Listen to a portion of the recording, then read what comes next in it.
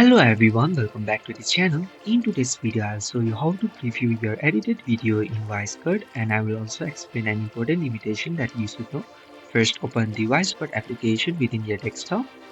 Also make sure that you are logged in with your account.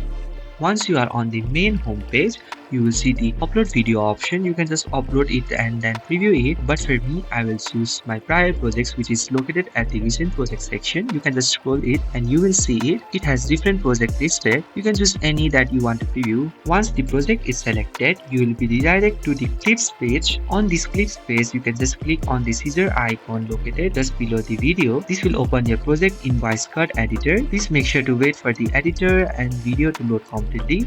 Inside the editor, you will see the video preview player. To preview your edit, you can just click on the play button or place spacebar on your keyboard.